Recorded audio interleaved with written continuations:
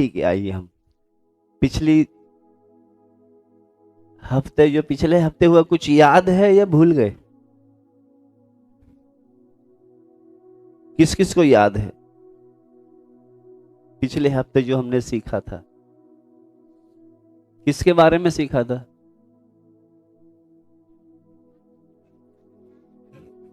ये हम जो सीख रहे थे वो अब्राहम की परख के बारे में हम सीख रहे थे। अब्राहम की परख। तो पिछले हफ्ते हमने सीखा उसकी परख जो थी, उसको भी नहीं पता कि प्रभु मेरे को परख रहा है। जब परमेश्वर की आवाज को उसने सुना, अपने कुटुंबियों को, अपने पिता के घर को, ये सब क्या तुझे छोड़, उसको बताया भी नहीं, ऐसी जगह निकल गया वो छोड़कर सब कुछ। उसी तरह जैसे अब्राहम ने सब कुछ छोड़कर निकला आवाज सुनकर,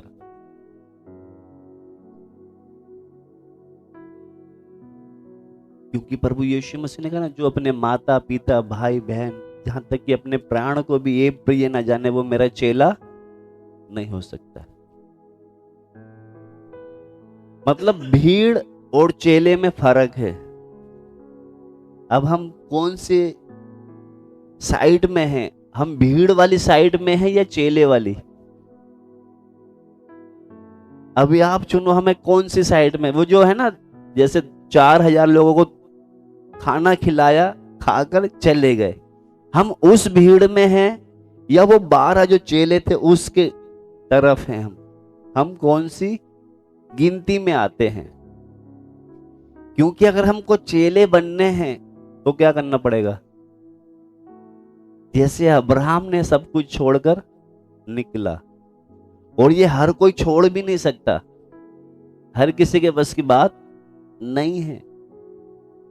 जो अपना सब कुछ क्या है, प्राण को भी एक प्रिय जानना, यानी कि अपने जान से भी उसको प्यार नहीं होता। समझ में आ रहा है आपको? इसीलिए परमेश्वर यीशु मसीह ने पहले एक कंडीशन रख दी, यदि कोई मेरे पीछे आना चाहे तो आज हम जब देखने जा रहे हैं एक बार फिर से प्रभु की उपस्थिति में आकर, क्योंकि उस समय जब मूसा पर्वत से नीचे आया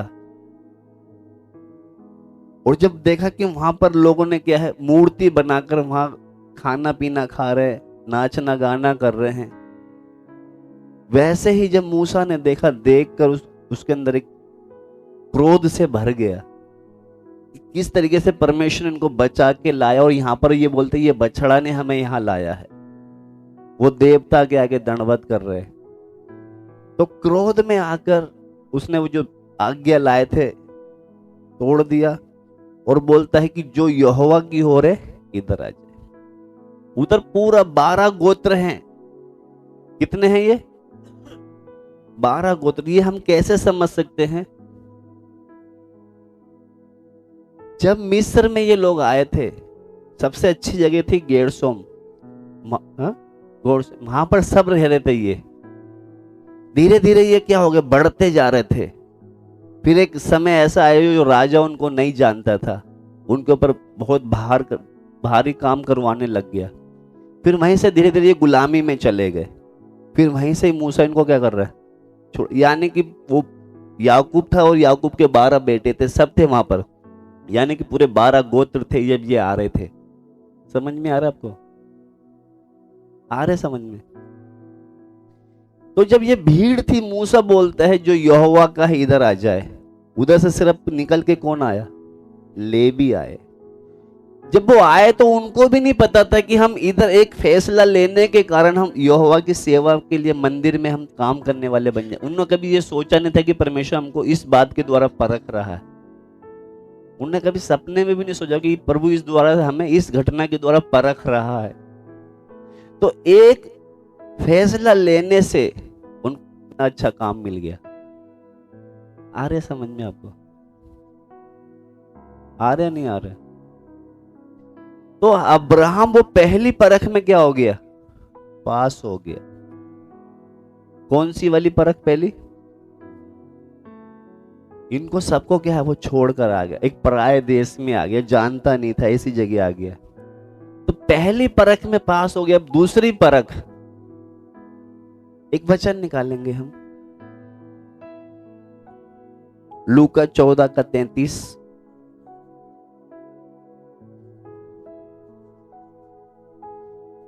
अब्राहम जो है अपने संबंधियों से आजाद हो गया, वो सब अपना नगर गांव सब छोड़ के आ गया। अब परमेश्वर उसको भौतिक वस्तुओं के मामले में परख, क्योंकि इधर जब पढ़ते समय लिखा है ऐसी शर्त जिसे शिष्य होने के लिए पूरा करना पड़ता है, यीशु तुम्हें भी अगर चेला बनना है तो वो परखेगा। 14:33 पढ़े बेटा। इसी रीति से तुम में से जो कोई अपना सब कुछ त्याग ना दे, वह मेरा चेला नहीं हो सकता।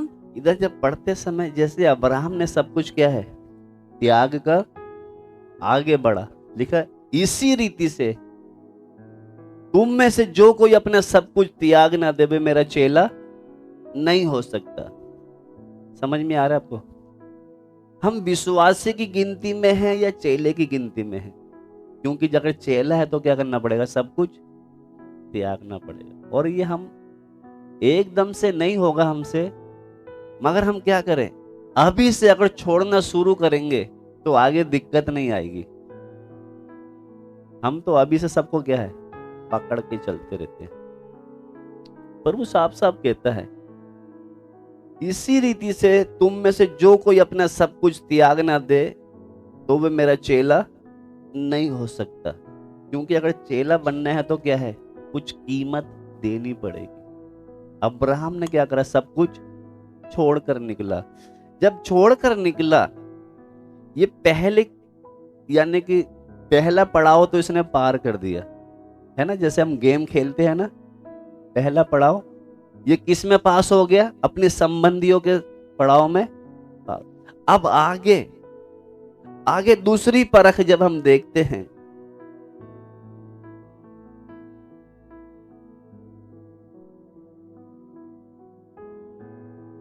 निकाले बेटा, वो हम सबका पहचानो, अच्छा जाना पहचाना आयत है ये। उत्पत्ति 13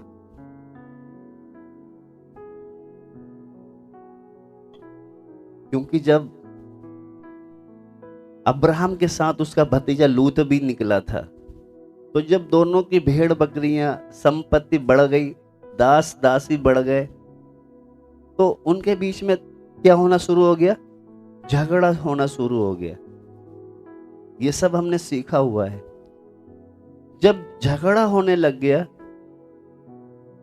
तो अब्राहम को पहले एक मौका था, क्योंकि अब्राहम बड़ा भी है उम्र में भी और अपना रिश्ते में भी क्या है, दर्जा बड़ा है। तो अब्राहम को मौका पहले था कि मैं क्या करूं, क्योंकि हम दोनों भाई बंधु हैं, आपस में झगड़ा ना हो, इसलिए क्या, तू दाई ओर जाएगा तो मैं बाई ओर जाऊंगा, अगर तू बाई ओर जाएगा तो मैं। ये किसने रखा, अब्राहम ने। मगर अब्राहम चाहता ना, वो हरियाली वाली जगह को पकड़ लेता, ये मेरी है, अब ये बाकी जहां भी तुझे जाना है तू जा। मगर अब्राहम ने क्या करा, सामने वाले को पहले मौका दिया। हम सब जानते हैं ये, क्योंकि जब सामने वाले को उसने मौका दिया, किसको, लूत को मौका दिया कि हम जब भीड़ ज्यादा हो गई, हमारे गाय बैल ज्यादा हो गए, भेड़ बकरी ज्यादा हो गई, तो चराने की जगह ज्यादा नहीं थी, तो वो क्या करते थे, उनमें पहले चरवाहों के बीच में झगड़ा होना शुरू हो गया। आप देखना कभी गली मोहल्ले में पहले बच्चों से लड़ाई होती है, फिर धीरे धीरे बड़ों में हो जाती है। तो अब्राहम समझदार था कि आज तो चरवाहों के बीच में हो रही है, कल को हमारे बीच में ना हो जाए, तो इसलिए क्या करें, हम पहले ही क्या हो जाए, अलग अलग हो जाए। तो उसने मौका किसको दिया, लूत को दिया। अब लूत ने क्या करा, एक मनुष्य की नजर से देखा, हरियाली देखी तो उसको वही पसंद आएगा। अगर हम भी होते तो हम भी शायद वो हरियाली, क्योंकि भेड़ बकरी को चराना है तो क्या चाहिए, हरियाली वाली जगह चाहिए। तो लूत को क्या पसंद आया, वही हरियाली वाली जगह। उसने क्या करा, उसको ले भाई तू सोदोम की ओर चला जा। अब ये कहीं किनारे पे क्या है, अपना तंबू डालकर उधर रहने लग गया। पढ़े उसको, हम थोड़ा सा पढ़ेंगे फिर आगे जाएंगे। उत्पत्ति 13 निकाले।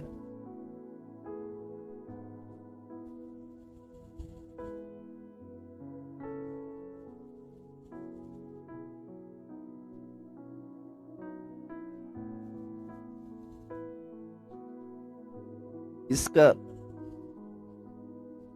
13 का 11 पढ़े।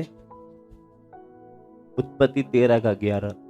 इसलिए लुत अपने लिए यरदन की सारी तराई को चुन के पूर्व की ओर चला और वे एक दूसरे से अलग हो गए। अब क्या हो गए, ये एक दूसरे से अलग हो गए। और जब इन दोनों का जब सौदा हो रहा था, सौदा का मतलब कि तू बाई ओर जाएगा तो मैं दाई ओर जाऊंगा। मेरे हिसाब से, हमारे हिसाब से अगर हम देखें तो अब्राहम को भी शायद पता नहीं होगा कि प्रभु इस घटना के द्वारा मुझे परख रहा है। परमेश्वर, मैं जो बोल रहा हूं समझ में आ रहा है आपको? अब्राहम ने कभी सपने में भी नहीं सोचा होगा कि शायद इस घटना के द्वारा भी परमेश्वर मुझे परख रहा है। मगर उसने बिना स्वार्थ के, बिना लालच के सामने वालों को क्या दिया है? मौका दिया है। तो वो उसके अंदर जो, अब्राहम के अंदर जो एक निस्वार्थ मन था, जो हृदय था, वो परमेश्वर उसको देख रहा था। समझ में आ रहा है आपको कि अब्राहम के अंदर भी क्या, ये भी मनुष्य है, इसके अंदर भी आते तो इच्छा क्या आती? पहले मैं अपनी हरियाली चुन लूं, अब सारी जगह पड़ी भाई, तू कहीं भी चला जा। मगर अब्राहम ने क्या करा? सामने वाले को पहले मौका दिया। परमेश्वर बड़ी बारीकी से देख रहा था। अब्राहम को नहीं पता कि परमेश्वर मुझे इस घटना के द्वारा भी परख रहा, उसको नहीं पता था।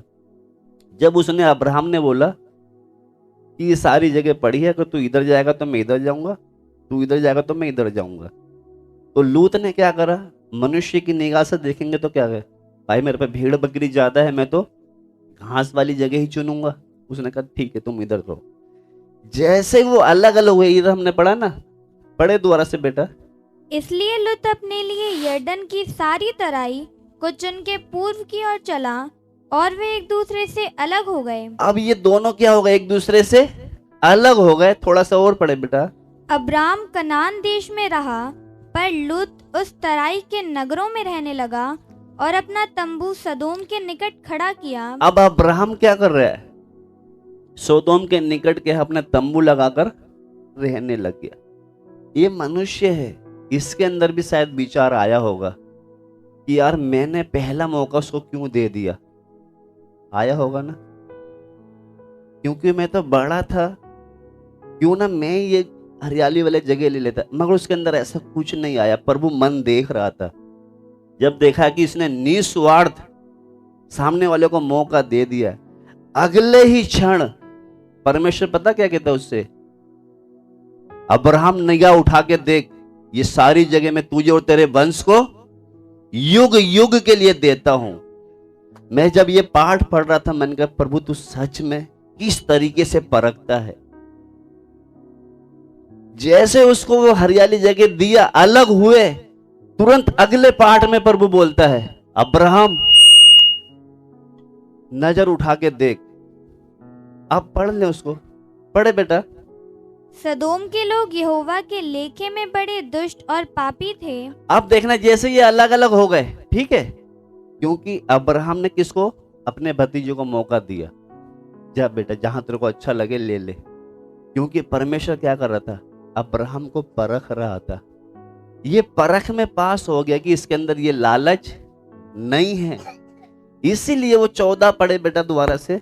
जब लुत अब्राम से अलग हो गया, हाँ, तब उसके पश्चात यहोवा ने अब्राहम से कहा, आँख उठाकर जिस स्थान पर तू आंख है। उठाकर देख। उससे पहले नहीं कह रहा। आ रहा समझ में पाठ आपको? इससे पहले नहीं कह रहा। कब कह रहा है? कि अब्राहम तेरे को मैंने क्या है, ये जगह के बारे में भी तेरे को मैंने परख लिया, तेरे अंदर लालच नहीं है, इसलिए अब क्या कर तू? आंख उठाकर, दोबारा से पढ़े बेटा वो। जब लूत अब्राम से अलग हो गया, हाँ, तब उसके पश्चात यहोवा ने अब्राम से कहा, आँख उठाकर जिस स्थान पर तू है वहां से उत्तर दक्षिण पूर्व पश्चिम चारों ओर दृष्टि कर, क्योंकि जितनी भूमि तुझे दिखाई देती है उस सब को मैं तुझे और तेरे वंश को युग युग के लिए दूंगा। उत्तर दक्षिण पूर्व पश्चिम, देख ले आंख उठाकर, ये जितनी भूमि तुझे दिखाई देती है मैं तुझे और तेरे वंश को देता हूं। मैं जब पढ़ रहा था मैंने कहा परमेश्वर किस तरीके से परखता है। अब्राहम को शायद पता भी नहीं था कि इस घटना के द्वारा भी क्या है हमको प्रभु परख, क्योंकि उसमें जब वो पास हो गया तो कहता बेटा तू देख उत्तर दक्षिण जितनी भी जगह तू आंख उठा के देख ले, ये सब मैं तुझे और तेरे, क्योंकि तूने इतनी सी चीज में अगर लालच नहीं किया है ना तो मैं तुझे क्या करूंगा। हमें परखता है प्रभु कभी कभी। समझ में आपको आ रहा है? अब्राहम की जब परख देखें, आप देखना वो अपना कुटुंब परिवार सब छोड़ के आया। दूसरी परख कौन सी थी? ये जमीन जायदाद, जमीन की। मगर जब आप इधर जब हम देखते हैं, जैसे एक घटना में जब हमने देखा है तो दूसरी में जब हम देखते हैं, निकाल ले बेटा वो भी पढ़ ले हम 14 में, क्योंकि अगर हम देखें ना वो जो जगह के बारे में हम पढ़ते, अब्राहम से बोला था मैं तुझे और तेरे वंश को दूंगा। तो अब्राहम का वंश जो है यहूदी लोग जो है आज भी उधर पाए जाएंगे आपको। मगर जो लूत का जो वंश है वो अरबी लोग हैं। कौन है वो?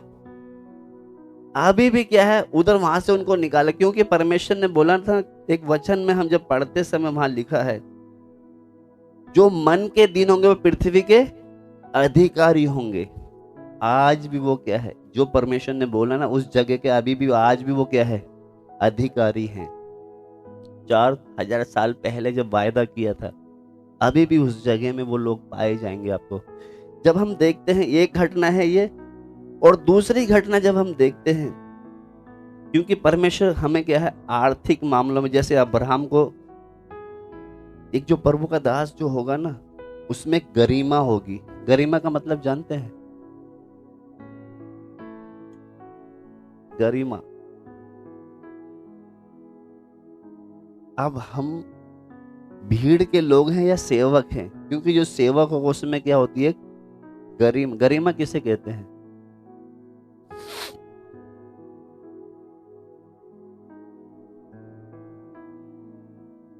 गरिमा उसमें ये बोल सकते हैं वो या तो घमंडी होता है। एक घमंडी मतलब अपने ऊपर नहीं, परमेश्वर के ऊपर घमंड रहता है, अहंकार होता ना। बहुत से लोग अपनी पढ़ाई पर, अपने पैसे पर, अपनी पदवी, मगर एक सेवक जो होगा उसको किस पर? अपने यहोवा पर घमंड। उसको बोलते जो सेवक होगा उसको क्या है अपने प्रभु पर एक गरिमा होता है। जैसे होता है ना अपनी पद उन्नति पर किसी होता है घमंड। तो एक सेवक जो होगा उसको किस पर होगा? अपने परमेश्वर पर। तो यहाँ पर जब हम देखते हैं, जब दूसरी घटना जब हम देखते हैं जो सोदोम अमोरा वहीं के लोगों को कुछ लोग आए, राजा लोग, उनको लूट कर लेकर गए।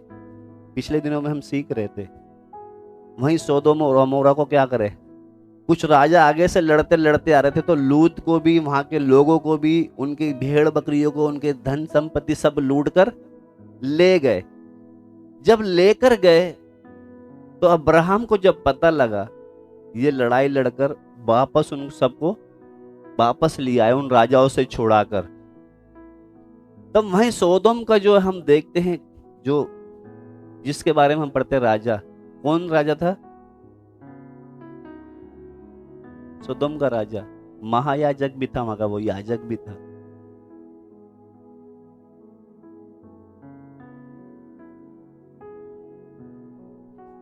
कौन था? सोदोम का राजा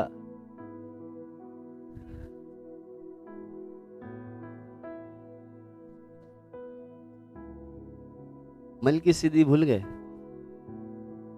वो वहां का क्या था? याजक भी था। जब ये अब्राहम आया तो वो याजक ही आया था रोटी लेकर। भूल जाते हैं आप। तो जब वो याजक आया तो उससे बोलते हैं, क्या बोलते हैं वो याजक जब आता है अब्राहम से, क्या बोलता है? जब वो लड़के आते वापस, वहां के लूत को भी, वहां के लोगों को भी, वहां की धन संपत्ति सब ले आता है, तो वो याजक जब आता है क्या कहता है? तू लोगों को तो और पैसे अपने पास रख ले। पढ़ा है वो? हा? क्या बोला था वो? और लोगों को, मगर अब्राहम उधर क्या बोलता है? अब्राहम क्या कहता है? निकाल ले वो पार्ट, 14:22 पढ़े। अब्राम ने सदोम के राजा से कहा, परमप्रधान ईश्वर यहोवा जो आकाश और पृथ्वी का अधिकारी है, उसकी मैं यह शपथ खाता हूँ कि जो कुछ तेरा है उसमें से ना तो मैं एक सूत और ना जूती का बंधन, ना कोई और वस्तु लूंगा, कि तू ऐसा ना कहने पाए कि अब्राम मेरे ही कारण धनी हुआ। हाँ, यानी कि जो एक सेवक होगा उसके अंदर एक गरिमा होती है, अपना भी कुछ उनका लेवल होता है। तो जब बोलता है, क्या बोल रहा है वो वहां का जो याजक? एक बार फिर से पढ़े बेटा उसको।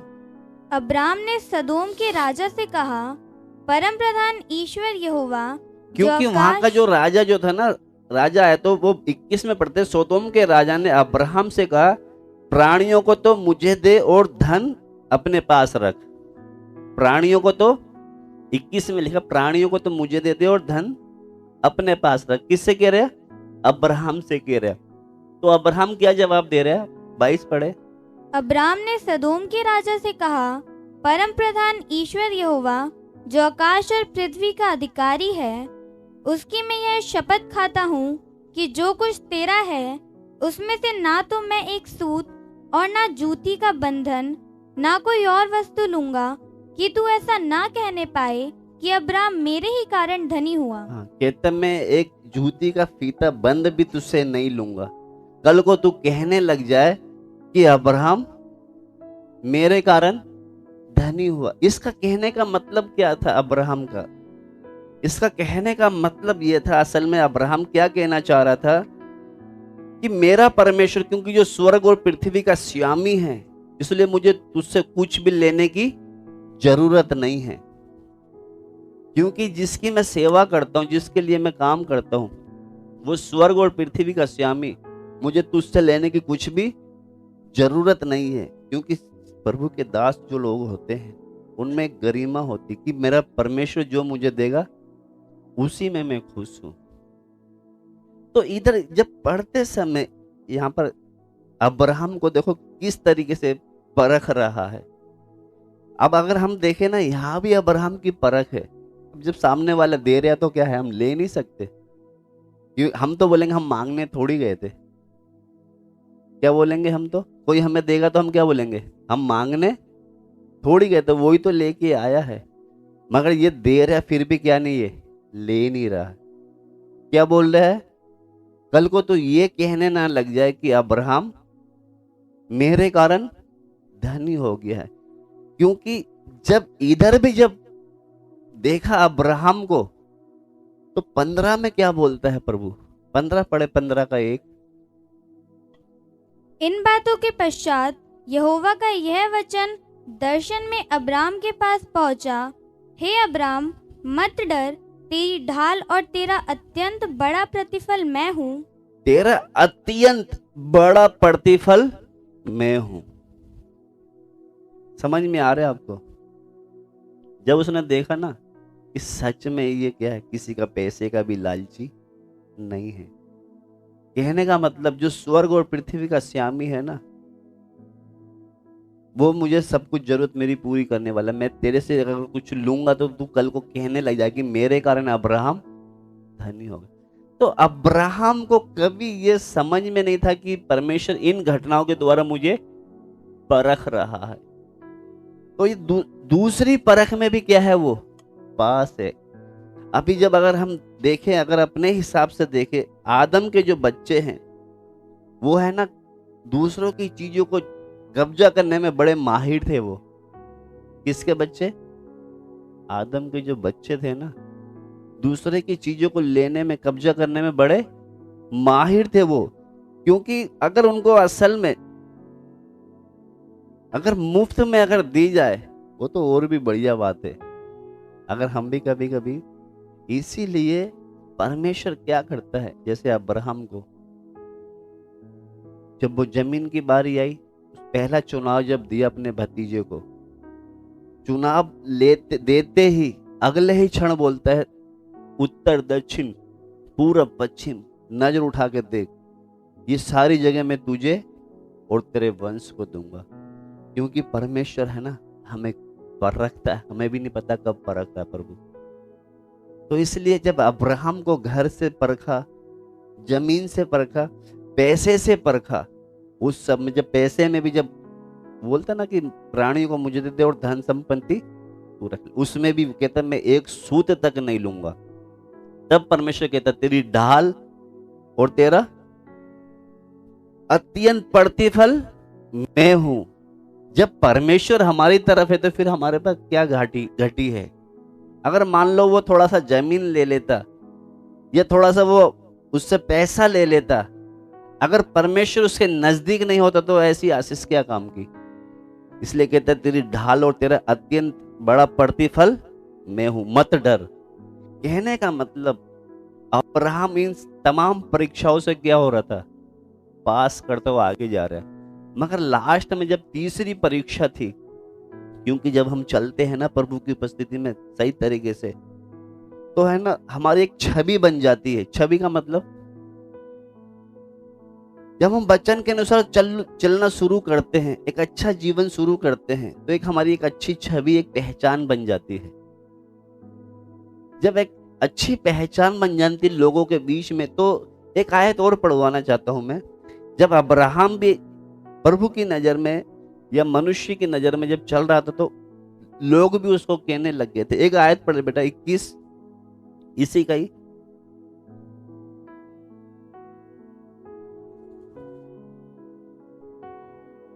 21 का 22 पढ़े। उन दिनों में ऐसा हुआ कि अबीमेलेक अपने सेनापति पिकोल को संग लेकर अब्राहम से कहने लगा, तू जो कुछ तू करता है उसमें परमेश्वर तेरे संग रहता है। जो कुछ भी तू करता है उसमें परमेश्वर तेरे संग रहता है। यानी कि बाहर के लोगों को भी पता चल जाता है, जब एक प्रभु के सेवक चलता है ना, तो जैसे यूसुफ के साथ साथ परमेश्वर चलता था। बंदीगृह में था, वहां भी प्रभु उसके साथ था। गुलामी में था, वहां भी उसके साथ था। जहां जहां जाता था सारे काम प्रभु उसको सफल करते थे, उसके सारे काम में आशीष देता था। तो इधर भी जब पढ़ते समय, क्योंकि जब एक प्रभु का दास चलता है तो लोगों के बीच में उसकी एक अच्छी छवि बन जाती है। तो यहाँ पर क्या बोल रहा है वो, पढ़े बेटा दोबारा से। उन दिनों में ऐसा हुआ कि अबीमेलेक अपने सेनापति पिकोल को संग लेकर अब्राहम से कहने लगा। अब्राहम से कहने लगा, क्या कह रहा है? हाँ, जो कुछ तू करता है, जो कुछ तू करता है उसमें परमेश्वर तेरे संग रहता है। उसमें परमेश्वर तेरे संग रहता है। आप एक घटना ये जो हम देख रहे हैं, क्योंकि अब्राहम जब चल रहा था जिस तरीके से, तो लोगों के बीच में भी उसकी एक अच्छी छवि बन गई थी। इसलिए लोग उससे क्या कहने लगे कि तू जो भी करता है परमेश्वर तेरे संग रहता है। क्योंकि जब अगर परमेश्वर संग है तो फिर तो कोई दिक्कत ही नहीं है। मगर जब परमेश्वर ने देखा कि इसकी तो कुछ ज्यादा ही वाह वाह हो रही है, तब परमेश्वर ने 75 साल में ये घर से निकला था, अब 125 साल इसकी उम्र हो गई। क्योंकि परमेश्वर कभी कभी क्या है, हमसे गुप्त में बात करता है। कैसे बात करता है? गुप्त में। एक तो ये है कि सबके सामने जैसे बात करती है, और एक होता है गुप्त में। और इससे जब प्रभु गुप्त में बात कर रहा है, क्या बोल रहा है? इसका बेटा मांग रहा है। क्या बोल रहा है? कि जिससे तू प्रेम करता है ना। क्योंकि गुप्त तरीके से बात का मतलब इसकी घर में पत्नी को भी नहीं पता चला, साथ में जो सेवक जा रहे थे उनको भी नहीं पता चला कि ये क्या प्रोग्राम हो रहा है। इसलिए उसको क्या है, परमेश्वर ने अकेले में बात करा था। किससे? अब्राहम से। अभी मान लो जब हम किसी से बोलते हैं तो पता चल जाता है कि ये गाली बक रहा है या गलत बोलता है, तो बोलने से, शब्द से पता चलता है। मगर हमारे विचार में क्या चल रहा है लोगों को नहीं पता। समझ में आ रहा है मैं जो बोल रहा हूं? हम गलत कब दिखेंगे? मुंह से उल्टा सीधा बोलेंगे जब। अगर विचार में उल्टा सीधा चल रहे तो लोगों की निगाह में तो हम बहुत अच्छे हैं, मगर विचार को कौन? परमेश्वर जानता है। तो इधर जो एक घटना जो हम लास्ट फिर मैं जल्दी से खत्म करने जा रहा हूं। ये 2 परीक्षाओं में पास हो गया, अभी तीसरी परीक्षा जो थी, अब ये अब्राहम 125 साल का जब हो गया है, और जब बाहर लोग उसकी क्या है, उसके बाहर लोगों के बीच में भी इसकी एक अच्छी छवि बन गई। क्या कह रहा है ये? एक बार फिर से पढ़े उसको। उन दिनों में ऐसा हुआ कि अबीमेलेक अपने सेनापति पिकोल को संग लेकर अब्राहम से कहने लगा, जो कुछ तू करता है उसमें परमेश्वर तेरे संग रहता है। इधर क्या है कि अगर लोग हमारी तारीफ कर रहे हैं, परमेश्वर, वो मनुष्य की तारीफ से हम प्रभु परमेश्वर जो है हमारा प्रभावित नहीं होगा। अगर मनुष्य अभी मान लो लोगों के बीच में हमारी एक अच्छी छवि हो गई तो प्रभु उससे खुश थोड़ी होगा। हमें लोगों के बीच में अच्छी छवि नहीं होनी चाहिए। किसकी नजर में होनी चाहिए? परमेश्वर की नजरों में एक अच्छी छवि होनी चाहिए। तो ये कुटुंब में पास हो गया, जमीन में पास हो गया, घर गृहस्थी में, पैसे में पास हो गया। अब तीसरी परख प्रभु इससे क्या करता है? पढ़े बेटा वो आयत जो हम पढ़ते हैं, एक बार फिर से पढ़े उसको। क्योंकि कितनी बार जब परमेश्वर हमें परखता है, अगर मान लो लोग, जैसे मान लो कुछ हम बोलते हैं तो पता चल जाता है, मगर हमारे विचार में जो चल रहा है वो किसी को नहीं पता। अकेले में अगर हमारे विचार जो अंदर चल रहे हैं अगर लोगों को पता चल जाए तो लोग हमसे कितनी घृणा करेंगे। वो तो शुक्र है हमारे विचार लोगों को पता नहीं चलते। समझ में आ रहा है आपको मेरा कहने का मतलब? जो हमारे अंदर उल्टे सीधे विचार चलते हैं ना, वो लोगों को नहीं पता। अगर लोगों को पता चल जाए तो कितनी हमसे क्या करेंगे वो, मैं तो इसको इतना अच्छा भाई समझती हूँ, मेरे बारे में इतना गलत सोचता है। तो शुक्र है हमारे विचार किसी को पता नहीं चलते, मगर परमेश्वर जानता है। मगर जिसके अंदर प्रभु का भय होगा ना, जैसे यूसुफ को देखते हैं, यूसुफ जब गुलामी में है, कहां पर है? गुलामी में है। और जो पोतीफर की पत्नी, उसको काफी समय से घर पे नौकर है, उसको काफी समय से अच्छा सुंदर है, जवान है, काफी समय से क्या है उस पर निगाह लगा के बैठी हुई थी। मगर एक दिन ऐसा मौका मिला कि घर में कोई भी नहीं था, घर में कोई भी नहीं है। फिर क्या कर रही है? उसको पकड़ रही, मेरे साथ गलत कर। अब वो चाहता तो देखता कि यहाँ तो कोई भी नहीं, आराम से क्या कर सकते हैं, कुछ भी कर सकते, कोई देखने वाला सुनने वाला नहीं है। मगर पता क्या बोलता है? वो पढ़े बेटा 39, उत्पत्ति 39 का 9 पढ़े। इस घर में मुझसे बड़ा कोई नहीं, और उसने तुझे छोड़ जो उसकी पत्नी है मुझसे कुछ नहीं रख छोड़ा। इसलिए भला मैं ऐसी बड़ी दुष्टता करके परमेश्वर का अपराधी क्यों बनूं? ऐसी दुष्टता, ऐसा गलत काम करके परमेश्वर का अपराधी क्यों ठहरूं? कहने का मेरा मतलब इधर जब पढ़ते समय, जैसे यूसुफ जो था उसको पूरा मौका था, अकेले में कुछ भी कर सकता था, कोई देखने वाला कोई सुनने वाला नहीं था। मगर जिसके अंदर यहोवा का भय होता है वो क्या करेगा? चाहे कितना भी अकेलापन हो, वो क्या करेगा? कभी गलत कर ही नहीं सकता। तो मेरा कहने का मतलब, जैसे अब्राहम से परमेश्वर क्या कर रहा है, सिर्फ विचारों के द्वारा ही बात कर रहा था। वो क्या बोल रहा था कि जिससे तू प्रेम करता है, वो पढ़ ले बेटा, वो पढ़े, वचन निकाले वो।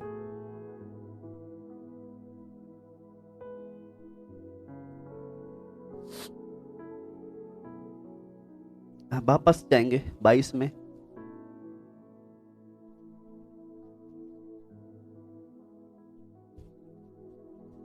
उसका 16 पढ़े, 22 का 16।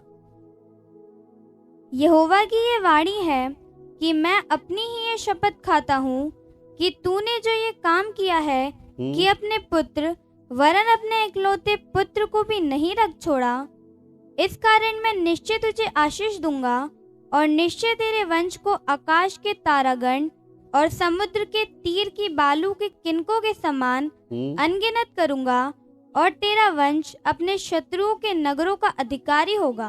हाँ, इधर जब पढ़ते समय जैसे अब इसका यूसुफ के बारे में हमने देखा है, आज बहुत से विश्वासी जो गलत जो करने के लिए, जैसे मान लो ये अब्राहम की क्या बाहर एक अच्छी छवि बन गई, तो क्या कहते हैं जो भी ये काम करता है यहोवा इसके काम को सफल कर देता है, यहोवा इसके संग रहता है। जैसे उसके अंदर पब्लिक के बीच में एक अच्छी छवि थी, वैसे ही यूसुफ ने अकेले में भी एक अच्छी छवि बना के रखी। समझ में आपको आ रहा है? क्योंकि हम बहुत से लोगों के बीच में तो एक अच्छी छवि बना लेते हैं, छवि का मतलब एक अच्छी पहचान लोगों के बीच में बना लेते हैं, मगर अकेले में मौका मिलते ही हम क्या करते हैं, उल्टे सीधे कांड कर देते हैं। मगर यूसुफ क्या, अकेले में भी उसने क्या है, एक अच्छा फैसला लिया। कौन सा? मैं यहोवा के बारे में ऐसा पाप करके मैं यहोवा की दृष्टि में बुरा होना नहीं चाहता। क्योंकि हम बहुत से लोग तो क्या है, लोगों के बीच में तो अच्छी छवि बना ली, मगर अकेले में मौका मिलते ही हम क्या है, कुछ भी कर लेते हैं। मगर हमें लोगों के बीच में तो अच्छा और अकेले में भी क्या है, खरे निकलना है, जैसे यूसुफ निकला। समझ में आ रहा है आपको? उसी तरह जैसे में अब अब्राहम की हम जब देखते हैं, वापस बेटा 16 जो 22 का 16 पढ़ा था, अब दोबारा से पढ़े। यहोवा की ये वाणी है, क्योंकि यहाँ पर जो है अब्राहम जो खास एक जो परख यहाँ पर जब देखते हैं, पहली परख में वो पास हो गया, दूसरे में अब तीसरी जो परख थी उसकी वो क्या थी? क्योंकि जब अब्राहम से बोला था कि जिससे तू प्यार करता है उसको क्या कर, मोरिया पहाड़ पर लेके जा। अब ये क्या कर रहा है? क्योंकि जब इधर पढ़ते समय 22 का 1 पढ़े बेटा, समझ में आएगा सही। हाँ, इन बातों के पश्चात ऐसा हुआ कि परमेश्वर ने अब्राहम से यह कहकर उसकी परीक्षा की, हे अब्राहम। उसने कहा, देख मैं यहाँ हूँ। उसने कहा, अपने पुत्र को अर्थात अपने इकलौते पुत्र इसहाक को जिससे तू प्रेम रखता है संग लेकर मोरिया देश में चला जा और वहाँ उसको एक पहाड़ के ऊपर जो मैं तुझे बताऊंगा होम बलि करके चढ़ा। हाँ, अब जिस दिन इससे परमेश्वर ने इससे बात किया है, यहाँ पर जब हम पढ़ते हैं साफ साफ लिखा है, इन बातों के पश्चात ऐसा हुआ कि परमेश्वर ने अब्राहम से ये कहकर उसकी परीक्षा की, हे अब्राहम। उसने कहा, देख मैं यहाँ हूँ। उसने कहा, अपने पुत्र अर्थात इकलौते पुत्र को जिससे तू प्रेम करता संग लेकर मोरिया देश पहाड़ वहां पर चला जा। अब जब प्रभु इससे बात कर रहे हैं, इसको क्या है, अकेले में बात कर रहे हैं। जब बात इससे किया है तो ये जैसे रोज सुबह उठकर जैसा काम करता था, जैसे हमारा काम होता है ना, सुबह उठकर किचन में जाना, चाय दूध बनाना, क्या है, कभी कभी परमेश्वर हमसे कोई पर्सनल बात करेगा तो हमारा होश ठिकाने में नहीं रहेंगे कि ऐसा क्या प्रभु ने मुझसे आज बात करी, मांग लिया, तो हमारा चित्त काम पर नहीं लगेगा। मगर ये अब्राहम से जब प्रभु ने बेटे के लिए बोला तो इसमें कोई बदलाव नहीं आया, जैसे रोज करता था वैसे ही वही का वही स्वभाव इसके अंदर। सुबह उठा, मुंह हाथ धोया होगा, बेटे से क्या बोल रहा है कि हम कहाँ जा रहे, आराधना करने, किसी को नहीं बता रहे। ये अगर हमसे कोई प्रभु मांग ले कोई, तो हम तो बोलेंगे भैया मैं ऐसा बोला, करूं ना करूं, क्या करूं, उपाय सबसे राय लेने लग जाएंगे। मगर इसने क्या है, किसी से ना तो पूछा ना किसी से राय ली, उठा, अपने बेटे को और गधी पे रखकर कुछ जो सामान था लकड़ी वगैरह लेकर निकल गया। जब ये लेके जब जा रहा तो यहाँ पर जब देखते हैं कुछ जो 2-3 बातें हैं, फिर मैं इधर खत्म करने जा रहा हूं।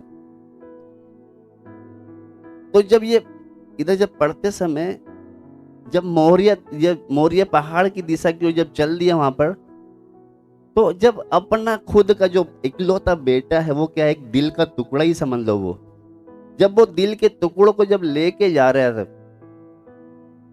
और जब परमेश्वर की जब भेंट चढ़ाने के लिए तैयार हो गए, तो प्रभु ने कहा, प्रभु ने इस पृथ्वी के किसी भी, यानी कि परमेश्वर जान गया कि तू सच में मुझसे बढ़कर किसी से प्यार नहीं करता। अभी परमेश्वर क्या हो गया, अब्राहम को अच्छी तरह समझ गया कि तू सच में क्या है। जैसे शुरू में हमने पढ़ा ना, यीशु मसीह भी कहते हैं, जो कोई अपने माता पिता भाई बहन बच्चे यहाँ तक कि अपने प्राण को भी ए प्रिय न जाने वो मेरा चेला नहीं। यहाँ पर परमेश्वर अच्छी तरह समझ गया कि सच में ये अपने इकलौते बेटे को भी क्या है, चढ़ाने के लिए तैयार हो गया। अपना आखिरी जो दिल क्या बोलते हैं, ये तो मेरा बच्चों को क्या बोलते, ये मेरा दिल का टुकड़ा है। तब परमेश्वर समझ गया कि ये सच में क्या है, सबसे ज्यादा मुझसे ही प्यार करता है। इसीलिए आज जब हम देखते हैं ना,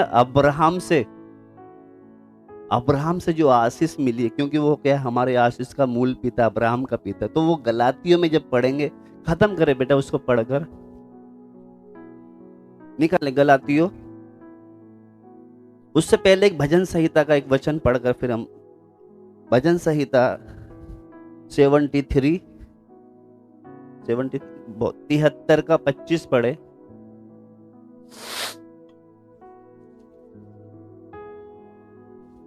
तिहत्तर का 25। स्वर्ग में मेरा और कौन है, तेरे संग रहते हुए मैं पृथ्वी पर और कुछ नहीं चाहता। तेरे संग रहते हुए मैं पृथ्वी पर और कुछ नहीं चाहता। इधर बोल क्या रहा है, स्वर्ग में मेरा और कौन है, इसलिए कहते तेरे संग रहते हुए मैं पृथ्वी पर और कुछ नहीं चाहता। अपना जो इकलौता बेटा था उसको भी क्या करा, परमेश्वर समझ गई सच में तू मुझसे क्या करता है, प्रेम करता है। अगर परमेश्वर हमें कुछ दे देना, हम तो उसको पकड़ के बैठ जाएंगे। क्या करके बैठ जाएंगे, पकड़ कर बैठ जाएंगे। मगर कोई कोई होता है जो प्रभु से पाया, प्रभु को देने के लिए तैयार है। यह सबके बस की बात नहीं है। अब्राहम ने क्या करा, पाया, देने के लिए तैयार, और प्रभु को हमारा कुछ नहीं चाहिए। वो परख रहा था, वो पास हो गया। और जब पास हो गया वो, कभी कभी तो हम बोलते हैं नहीं, मेरे को प्रभु ने दिया है, मैं किसी को नहीं दूंगा, किसी को नहीं दूंगा, पकड़ के बैठ जाते। वो घसीट के ले जाकर ले जाना होगा तो फिर आप क्या कर लोगे। आज बहुत से लोग पता क्या कहते हैं, जब बच्चे बिगड़ जाते हैं ना, कहता ये प्रभु की सेवा के लिए, और जब अच्छा होगा तो काम धंधे के लिए, घर में कर्जा है उसको निपटाएंगे। अभी बहुत से लोग आते थे वहां पर, जब बच्चा बिगड़ जाते, काम नहीं सुनते, तो भैया इसको क्या करो, सेवा के लिए। मगर कोई कोई जो होता है, प्रभु ने दिया है, प्रभु के लिए देने के लिए क्या है, तैयार रहते हैं। तो यहाँ पर जब पढ़ते समय वो आयत पढ़ ले, टाइम हो गया, फिर खत्म करेंगे हम। गलातियों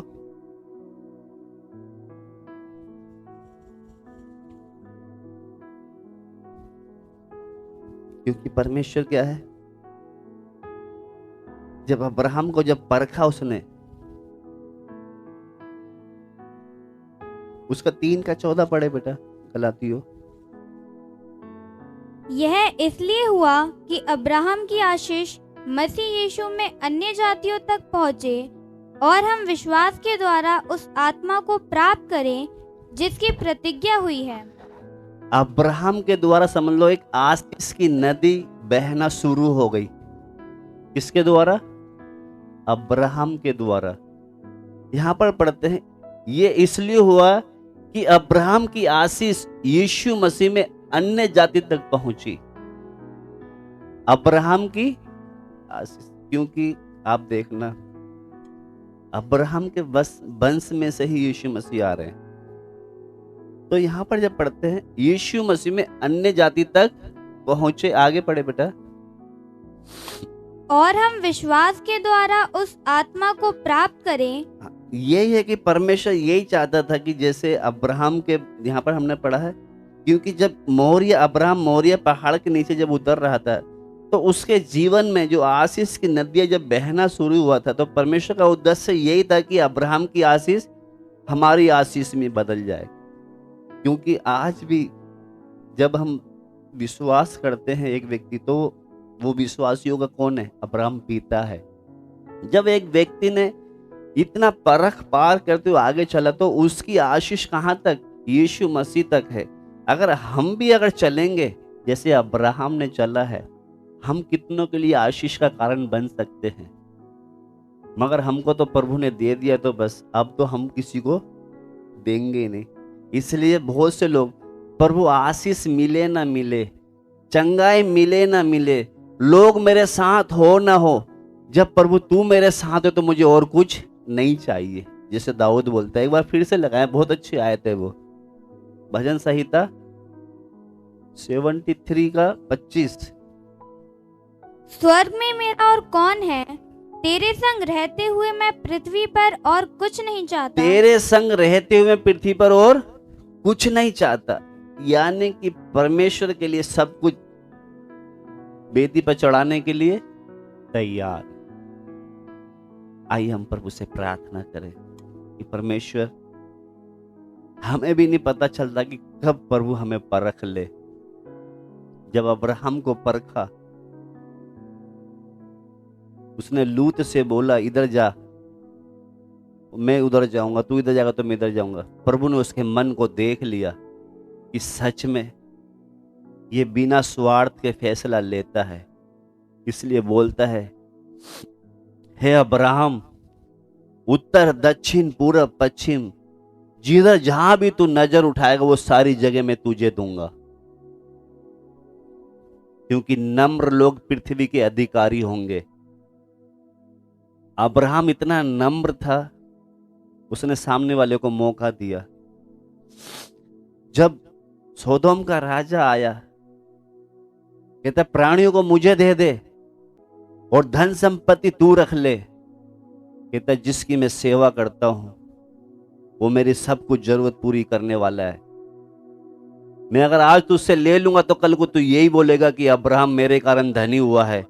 इसलिए उसके अंदर इतना गरिमा था कि जो मेरा बाप देगा उतने में मैं खुश हूं। इसलिए प्रभु बोलता है आगे, दूसरे क्षण में बोलता है, हे अब्राहम, तेरी ढाल और तेरा बल मैं हूं, तेरा अत्यंत प्रतिफल मैं हूं। परमेश्वर ने देख लिया, सच में अब्राहम को किसी का पैसा नहीं चाहिए। आइए हम प्रभु से प्रार्थना करें, प्रभु जैसे ये अब्राहम, प्रभु तेरी परख जब होती थी उसमें सब में ये पास हो गया। हम प्रभु कितनी बार जो तू हमें देता हम पकड़ के बैठ जाते हैं। हालेलुया। स्वर्ग के परमेश्वर,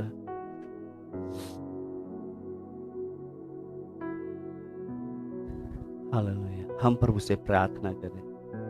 कितनी बार जब हम थोड़ा सा पा लेते हैं प्रभु से, उसे पकड़ के बैठ जाते हैं। प्रभु मुझे भी जब समय आए, प्रभु जी जैसे हमने गीत में गाया, मैं और जो कुछ मेरा है वेदी पर अर्पण करता हूं। जब हम अर्पण करेंगे, परमेश्वर हमें गरीब नहीं होने देगा, कंगाल नहीं होने देगा। अब्राहम जब घर से निकला था, कुछ ज्यादा कुछ लेकर नहीं निकला था। आगे जाकर देखते हैं उसके बच्चे, धन संपत्ति, गाय बैल भेड़ बकरी, इतना हो गया कोई गिन नहीं सकता। और आज वो विश्वासियों का पिता कहलाता है। उसके द्वारा कितने लोग आज आशीष पा रहे हैं। प्रभु हमें भी प्यारे परमेश्वर एक आशीष का बर्तन बना, हमें भी एक आशीष का बर्तन बना प्रभु जी। प्रभु हम उनकी तरह नहीं जब भीड़ की भीड़ रोटी खाती थी, चंगाई पाती थी और अपने घर बैठ जाते थे। प्रभु हमें तेरे चेले की तरह तेरे काम में आने वाले बने, हम दूसरों के लिए एक आशीष का बर्तन बन जाए। प्रभु समय आने पर हम अपनी प्यारी चीज भी तुझे देने पाए, जैसे अब्राहम ने अपना इकलौता बेटा देने के लिए जरा सा भी नहीं झिझका। यहोवा ने दिया, यहोवा ने लिया। अगर वो नहीं देते तो हमारी औकात नहीं थी कि हम कुछ कर सकते थे। अगर यहोवा अब्राहम को इसहाक नहीं देता तो वो चढ़ा नहीं सकता था कभी। वो तो बांझ था, बुढ़ापे में भी उसकी कोई औलाद नहीं थी। उसको देने के बाद परमेश्वर परख रहा कि तू देने के लिए योग्य है या नहीं है। कभी कभी प्रभु हमें भी कुछ देकर वापस लेने के लिए बोलता है। हम अब्राहम की तरह बन जाए ताकि देते समय हमें दुख ना हो, हम खुशी खुशी दे दे। हम तो थोड़ा सा टाइम भी अगर प्रभु को देते हैं तो हम सोचते हैं मुझे तो ये काम करना था, मुझे तो वहां जाना था। प्रभु कहां से हमें आशीष देगा? प्रार्थना करते समय भी घड़ी को देखेंगे।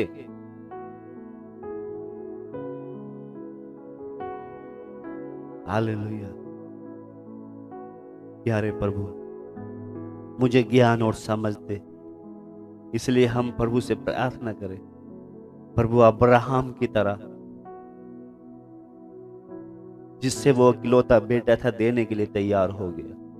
प्रभु हम भी कितनी बार हमारी प्यारी चीजों को पकड़ के बैठ जाते हैं। प्रभु चाहे कितना भी प्यारी चीज हो, अगर तू मुझे बोलेगा इसको छोड़, प्रभु मैं एक ही बार में छोड़ दूं, मुझे ऐसा बना। मुझे छोड़ते समय प्रभु कोई दुख ना हो, क्योंकि प्रभु इस पृथ्वी पर रहते समय मुझे तेरे अलावा और कुछ नहीं चाहिए। हालेलुया। हम सब लड़ाई के मैदान में हैं, इसलिए हम पिछले दिनों में अगर लड़ाई में हार गए हैं, हम निराश ना हो, उदास ना हो। एक बार फिर से हम प्रभु के साथ एक अच्छा संबंध बनाए, क्योंकि अब हम ये पुराना साल सब खत्म होने जा रहा है। इसलिए हम इन दिनों में बाप के साथ एक अच्छा संबंध बनाए। चाहे कितनी भी हमारी प्यारी चीज हो, अगर वो प्रभु हमसे चाहता है कि नहीं ये मुझे दे दे। प्रभु बहुत बार मैं परख में हार गया। अगर जो चीज तुझे पसंद नहीं है, प्रभु मुझे छोड़ने के लिए मुझे बल दे, मुझे ताकत दे। जो तुझे पसंद नहीं है प्रभु जी, कितनी बार जो तुझे पसंद नहीं है वो मुझे पसंद है। प्रभु छोड़ने में मुझे दर्द होता है, मुझे ताकत दे, ताकि जैसे अब्राहम ने अपने इकलौते बेटे को देने में जरा सा नहीं झिझका। प्रभु मुझे उस योग्य बना, जैसे अब्राहम परीक्षा में पास होता गया, वो कितने लोगों के लिए एक आशीष का बर्तन बन गया। प्रभु मुझे भी ऐसा जीवन दे ताकि मैं दूसरों के लिए एक आशीष का कारण बनने पाऊं। कितने लोग अंधेरे में हैं प्रभु, तेरी रोशनी वहां पहुंचाने पाऊं। अब्राहम का छवि लोगों के बीच में तो अच्छा था, बोलता है अभी मैं कहता है कि तू जो भी हाथ डालता है प्रभु उस तेरे काम में सफल करता है। प्रभु हम लोगों के बीच में तो अच्छे हैं, हमें यूसुफ की तरह भी अकेले में प्रभु अच्छा बना। यूसुफ अकेले में है, वहां भी वो खरा निकला। प्रभु जी हम आपसे प्रार्थना करते हैं, आइए हम प्रभु के दास के साथ मिलकर प्रार्थना। प्रभु महान, आपका प्रभु जी हम धन्यवाद करते हैं प्रभु। एक बार और प्रभु आपने अपने सत्य वचन के द्वारा प्रभु हम प्रत्येक जन से प्रभु अपने वचनों के द्वारा प्रभु बातें करी प्रभु। हमारे जीवन में भी प्रभु कितनी घटी कमी आती प्रभु। प्यारे परमेश्वर, हम आप के पीछे चल रहे प्रभु। हमारे जीवन में प्रभु कितनी प्रकार की परख आए प्रभु, उन तमाम परखों में प्रभु हालेलुया खरे उतरने के लिए प्रभु हमारी एक एक की मदद और सहायता करना प्रभु। प्यारे खुदा, आज एक बार और प्रभु तूने अपने सत्य वचन के द्वारा प्रभु हम सबसे बातें करी प्रभु। महान तेरा धन्यवाद करते हैं प्रभु। हर परख में प्रभु हम सबको प्रभु स्थिर बने रहने के लिए प्रभु हमारी एक एक की मदद और सहायता करना प्रभु। जो भी प्रभु जी जाते साल में प्रभु जी हम प्रभु समर्पण करें प्रभु, उस समर्पण को प्रभु नए साल में प्रभु जी वो गलतियों को, गुनाह पापों को प्रभु दोहराने ना पाए प्रभु। प्यारे परमेश्वर, नए साल में प्रभु जी किस प्रकार से प्रवेश करना प्रभु, आप हमारी हर एक की प्रभु अगुवाई करना प्यारे परमेश्वर। प्यारे खुदा, आपका हम धन्यवाद करते प्रभु। आज बेशकीमती सत्य वचन के द्वारा प्रभु आपने हम सबसे प्रभु बातें करी प्रभु, तेरा धन्यवाद करते प्रभु। विनती प्रार्थना प्रभु यीशु मसीह आपके पवित्र सामर्थी नाम से प्रार्थना को मांग लेते हैं। हालेलुया, धन्यवाद देते हैं, स्तुति हो। जैसे अब्राहम की बाहर के लोगों के बीच में एक अच्छी छवि थी, हो सकता है हमारी भी दूसरे लोगों के बीच में एक अच्छी छवि हो। वो कोई मेन बात नहीं है, मेन हमारे परमेश्वर के नजर में हमारी एक अच्छी छवि होनी चाहिए, क्योंकि परमेश्वर हमारे विचारों को जानता है। अब्राहम से बात किया, उसकी बात को सुनते ही अपने बेटे को लेके चल दिया। वो चाहता तो जो परमेश्वर ने बोला था वो अनसुना कर सकता था। आज हम कितनी बार प्रभु जब हमसे बात करता हम अनसुना कर देते हैं, उनकी आशीषों से हम वंचित रह जाते हैं। मगर अब्राहम ने जब जब उसकी बातों को सुना, उसमें खरा निकला। आगे जाके हम देखते हैं वो आशीष का, विश्वासियों का पिता और कितना आशीष पाया हुआ व्यक्ति बना वो। आइए हम भी जब जब प्रभु हमसे बात करे, हम सुनकर अनसुना ना करें, क्योंकि जब परमेश्वर ने उससे बोला था तो अपने पिता के घर को, अपने कुटुंब के, अपने नगर को, अपने एरिया को छोड़कर निकल। उसने एक आवाज सुनते ही निकला, आगे जाकर बहुत आशीषित हुआ है। इसलिए जब जब प्रभु हमसे बात करे हम आगे बढ़ते जाएं। प्रभु आपको आशीष दे इन वचनों के द्वारा, ये हम प्रार्थना करेंगे। अब पिता का प्रेम, यीशु मसीह का अनुग्रह, पवित्र आत्मा की सहभागिता हम सबके साथ यीशु मसीह की आगमन तक होती रहे। जल्द आने वाले यीशु मसीह की, जल्द आने वाले यीशु मसीह की अब सबको प्रभु आशीष दे। जय मसीह की।